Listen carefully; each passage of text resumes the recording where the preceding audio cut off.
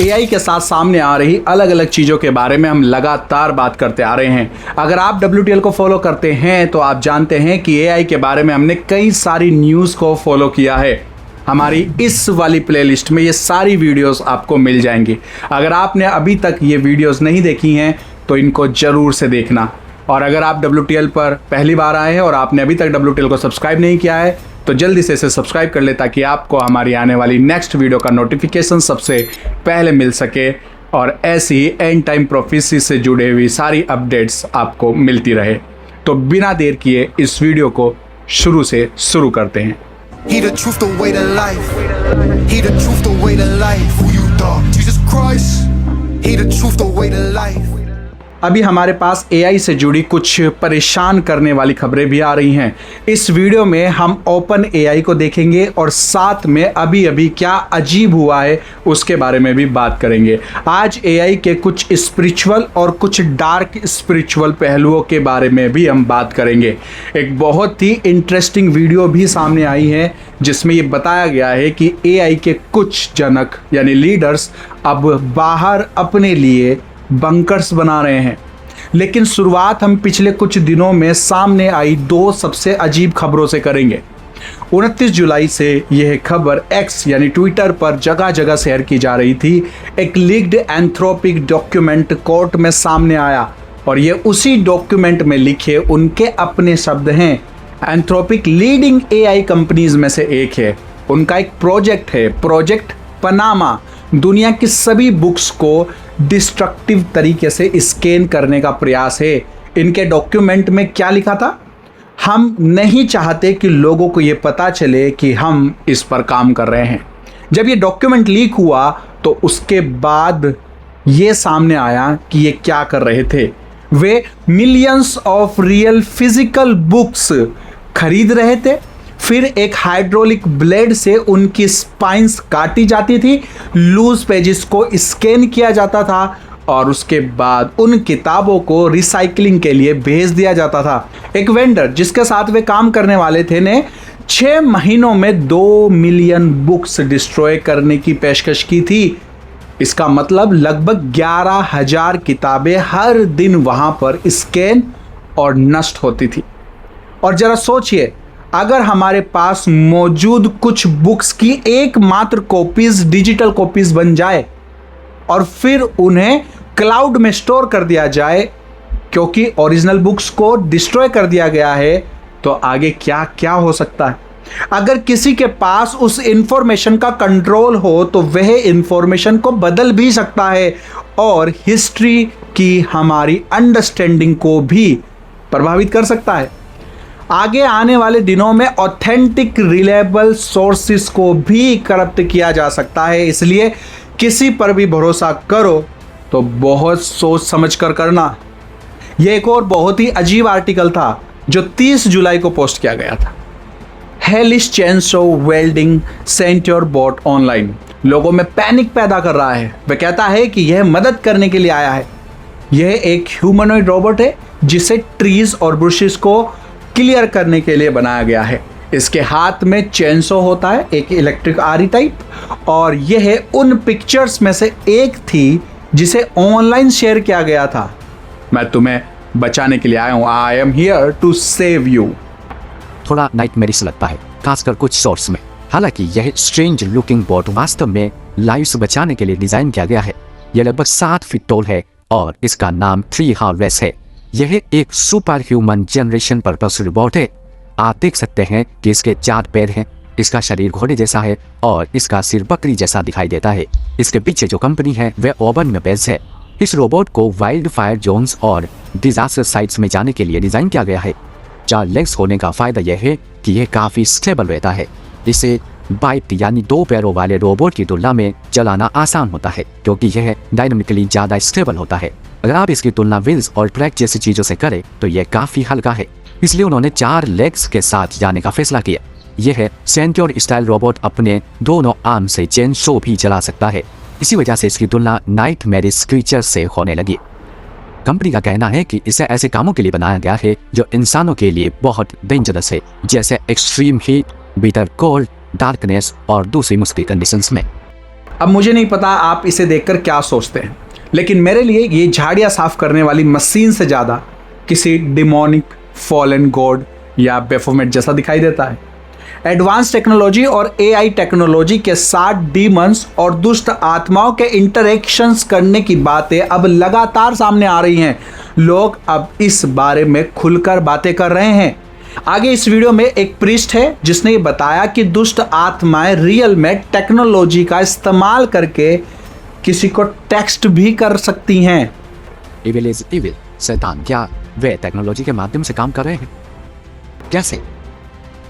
Technology की शुरुआत से ही वे टेक्नोलॉजी के माध्यम से काम करते आए हैं। मेरा मतलब है वे हर चीज को मैनिपुलेट करते हैं। जब मैं होमली प्रिंट करने की कोशिश करता हूँ तो कंप्यूटर अचानक जाम हो जाता है। ये हर समय हर बार होता है। जो भी चीज गॉड्स किंगडम को एक्सपेंड करने वाली होती है, कंप्यूटर बस प्रिंट करना बंद कर देता है और मुझे कहना पड़ता है, in the name of Jesus Christ I bind all spirits of blockage and jumps of this computer and this printer and send you to the foot of the cross, never to return again। और फिर वे print करता है। घर में चीजें हर समय खराब होती रहती हैं। लाइट्स बिना किसी रीजन के बंद हो जाती हैं और मैं दिन का काफी समय चीजों को कास्ट आउट करने में बिताता हूँ और फिर चीजें ठीक हो जाती हैं। बीसी में एक आदमी है जिसे मैं जानता हूँ जो एक एक्सीलेंट एक्सोर्सिस्ट है। वह फुल टाइम यही काम करता है। वे दुष्टात्मा निकालता है। वे उसे टेक्स्ट करते हैं। डीमंस उसे टेक्स्ट करते हैं। वे उसे क्या टेक्स्ट करते हैं? वे ब्लेसफेमीज भेजते हैं। जीसस और मेरी के बारे में हॉरिबल बातें कहते हैं। वे उसके कुछ केसेस के बारे में बात करते हैं, जैसे ये विक्टिम कभी नहीं जाएगा, वे हमेशा हमारे हैं, तुम उन्हें नहीं पा सकते, और वे उस नंबर पर कॉल करने की कोशिश करेंगे और वह नॉन वर्किंग नंबर होता है। वाओ, हाँ वे ऐसा करते हैं। तो इमेजिन कीजिए अगर वे एआई के साथ ऐसा कर रहे हो। इमेजिन कीजिए वे एआई के साथ कितनी बड़ी फील्ड डे कर सकते हैं। आप पहले से नहीं जानते कि यह क्या जनरेट कर रहा है। हाँ, ईमानदारी से कहूं तो इससे मुझे डर लगता है कि यह कहां तक विकसित हो सकता है। हाँ, मेरा मतलब अगर ये कंप्यूटर्स वास्तव में सीख रहे हैं, अगर वे सीख रहे हैं और ह्यूमंस को बाईपास करने वाले हैं, तो यह अच्छा संकेत नहीं है। खासकर अगर उन्हें ऐसी साइड द्वारा मैनिपुलेट किया जा रहा हो जो ह्यूमैनिटी से नफरत करती है। जब आप देखते हैं कि बाइबल आने वाले एंड टाइम्स के बारे में क्या कहती है, तो उन भविष्यवाणियों के बहुत से अलग अलग पद है जहां एआई और एडवांस टेक्नोलॉजी एक बहुत बड़ी भूमिका निभा सकती है। हम इस वीडियो में आगे इसको डिटेल में देखेंगे। वीडियो को लास्ट तक जरूर देखना। लेकिन इससे पहले हम इसके टेक्नोलॉजी एस्पेक्ट्स और टेक्नोलॉजी से जुड़ी कुछ सच में अजीब चीज़ों को देखते हैं, जिसमें वे लोग भी शामिल हैं जो एआई कंपनीज चलाते हैं और एआई कंपनीज को चलाने वाले किसी कारण से अब अपने लिए अंडरग्राउंड बंकर्स बना रहे हैं। ये सोचने पर मजबूर करता है कि क्या ये कंपनीज इस बात से जागरूक हैं कि इस टेक्नोलॉजी के साथ कुछ अति दुष्ट या गलत हो सकता है। और शायद एप्पल भी अपने एक रिसेंट एड में इसी फोरशैडो की बात कर रहा है। ये वीडियो देखिए। अब एप्पल के नए डेटा ट्रैकिंग एड में वे हमें बताते हैं कि हमें ट्रैक किया जा रहा है और डीमंस के द्वारा कम्युनिकेट किया जा रहा है। अब कुछ लोग कहेंगे कि यह थोड़ा ज़्यादा हो गया, लेकिन बैकग्राउंड में जो पेंटिंग है यह वास्तव में एक एआई जनरेटेड पेंटिंग है जो इनके कमर्शियल एड में केवल कुछ सेकंड्स के लिए ही, शायद सिर्फ 2 या 3 सेकंड्स के लिए दिखाई देती है। और अगर आप इस पेंटिंग को ध्यान से देखें तो उसमें एक औरत बेंच पर बैठी है। उसके पास 3 डीमंस हैं और वह अपने फ़ोन से उनका एंटरटेनमेंट कर रही है। यह उस पेंटिंग जैसा ही है जिसमें एक औरत बेंच पर बैठी है और उसके पीछे 3 डीमंस खड़े होकर उसके शोल्डर के ऊपर से एक बुक पढ़ रहे हैं। यह इस एड में इतनी तेजी से होता है कि अगर आप ध्यान से ना देखें तो शायद इसे नोटिस भी नहीं करेंगे। उसे पता ही नहीं है कि उसके आसपास ये सारे डीमंस हैं जो उसके ऊपर हैं और लिटरली उसके फ़ोन को देखते हुए उसे एंटरटेन कर रहे हैं। इस पूरे कमर्शियल एड में लोगों को उनके डीमंस के साथ दिखाया जाता है जो उसके शोल्डर्स के ऊपर से उनके फ़ोन को देखते हैं। कैंप साइट में, जिम में, वर्क पर और यहाँ तक कि लाइब्रेरी में भी। और मुझे नहीं पता कि किस को ये याद है या नहीं, एक हॉरर मूवी थी। वह एक एशियन हॉरर मूवी थी जिसमें एक डीमन एक आदमी की गर्दन पर बैठा हुआ था और उसे नेक पेन होता रहता था। इसलिए यह मुझे उसी हॉरर मूवी की याद दिलाता है जहाँ वे डीमन उसकी नेक पर बैठा रहता था और लगातार उसे नेक पेन देता था और वह ऑब्वियसली अपने फ़ोन को देख रहा है और अपने फ़ोन में एंटरटेन हो रहा है। अब उन्होंने इन लोगों को सिल्वर सूट पहनाए हुए हैं ताकि वे थोड़े क्यूटर दिखाई दे और थोड़े अनोइंग लगे, लेकिन वास्तव में वे डीमंस हैं और फिर वे उन्हें एक्सप्लोर होने देते हैं ताकि वे आपको ट्रैक ना कर सके। अब मैंने अपने पेज पर कई बार कहा है कि डीमंस ने मुझे कांटेक्ट किया है, लेकिन एंजल्स भी मुझसे डायरेक्टली कांटेक्ट करते हैं। मुझे टिकटॉक ऐप के माध्यम से एंजल्स से डायरेक्टली कांटेक्ट हुआ है। मुझे एंजल्स की तरफ से आर्टिकल्स भी भेजे गए हैं और मुझे डीमंस की तरफ से भी अपने फ़ोन पर आर्टिकल्स भेजे गए हैं। ये सब सच में एप्पल के इस ऐड में दिखाया गया है और जब हम जैसे लोग इस बारे में बात करते हैं तो लोग हमारा मजाक उड़ाते और हमें कॉन्स्पिरेसी थ्योरी वाला बोलकर मजाक उड़ा के चले जाते हैं, पर ये सब सच में किया जा रहा है। इस एआई टेक्नोलॉजी के साथ जो कुछ सामने आ रहा है वह वास्तव में अब बहुत ज़्यादा आगे बढ़ता जा रहा है। यह लोगों की ज़िंदगी के हर पहलू में कैसे घुसपैठ कर रहा है और हर एक दिन यह ज़्यादा से ज़्यादा ऐसा दिखाई देने लगा है कि शायद इन डाटा सेंटर्स का वास्तव में इस्तेमाल इसी तरह की चीज़ों के लिए होने वाला है, उन सर्विलेंस स्टेट्स के लिए जिन्हें एलिट्स बनाना चाहते हैं। इंडिया में ये सर्विलेंस स्टेट कैसे काम कर रहा है मैंने डिटेल में इस वाली वीडियो में बताया, इसको भी ज़रूर से देखना। और कैसे हर किसी का डाटा ये एआई स्टोर करके हर एक व्यक्ति के बारे में एक पूरा डाटाबेस और प्रोफाइल बना रहे हैं। लोगों के ईमेल्स, मैसेजेस, फ़ोन कॉल्स और गूगल सर्च हिस्ट्री को लोगों की बहुत छोटी उम्र से लेकर उनके बुढ़ापे तक वे सारी इंफॉर्मेशंस को अपने पास रख रहे हैं और उसके आधार पर लोगों की एक प्रोफाइल बना रहे हैं। सैकड़ों लोगों की अलग से प्रोफाइल बनाई जा रही है और क्रिश्चियन लोगों की अलग से प्रोफाइल बनाई जा रही है। अब चर्च में डिजिटल आईडी कार्ड लागू किए जा रहे हैं। इस वीडियो में मैंने डिटेल में बताया हुआ है, इसको भी देख लेना। एआई से रिलेटेड यह एक और अजीब सी चीज़ है जो अभी पिछले वीक में ही सामने आई है।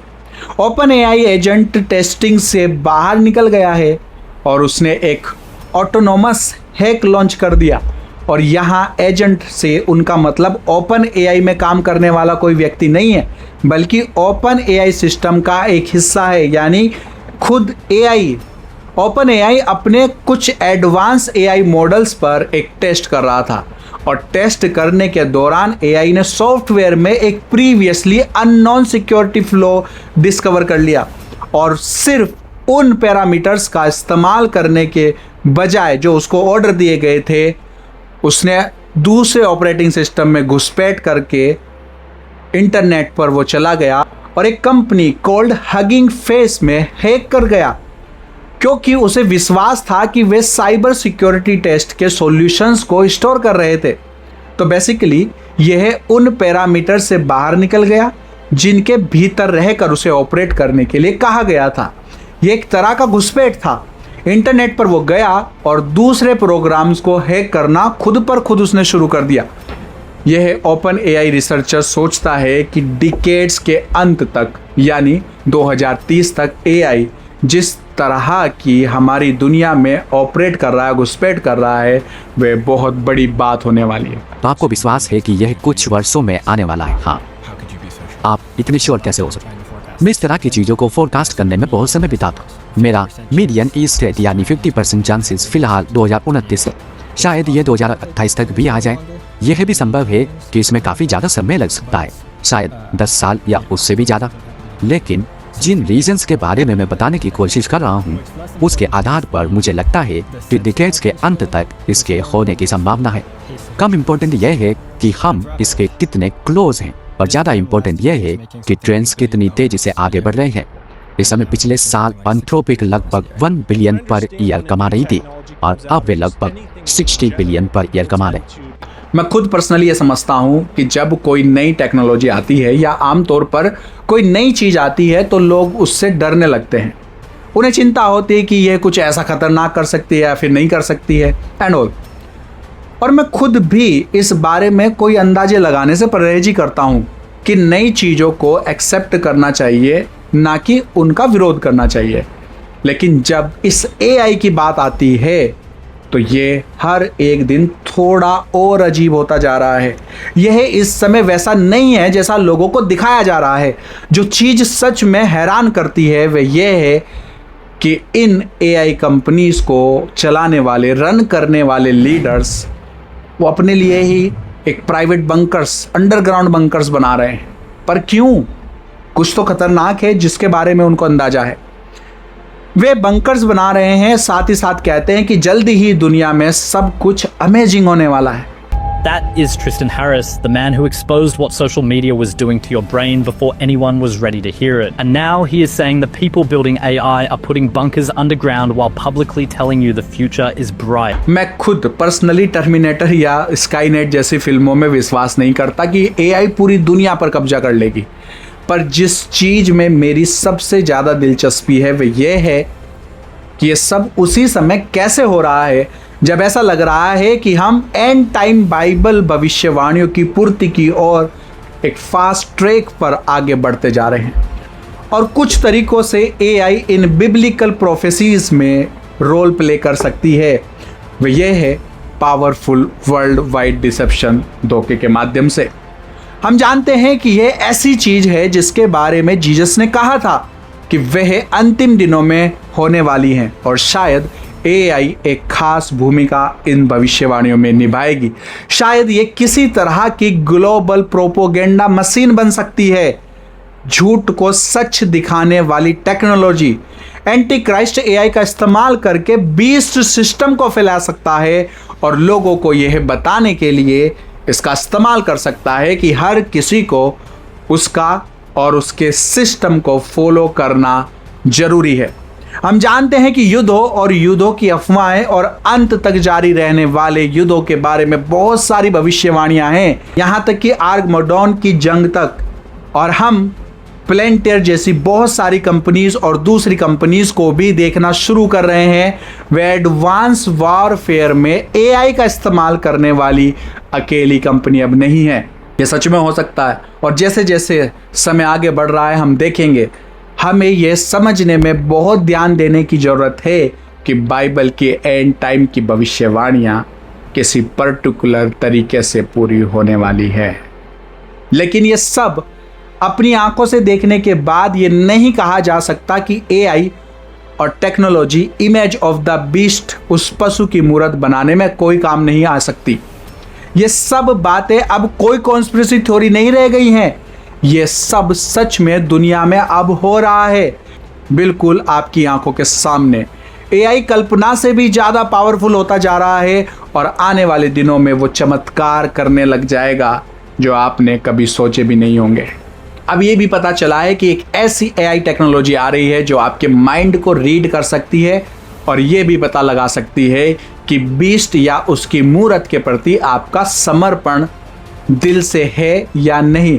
और फिर ये AI आपके खरीदने और बेचने को कंट्रोल भी कर सकती है, जैसा कि हम प्रकाशित वाक्य अध्याय 13 उसके 16-17 में जानते हैं।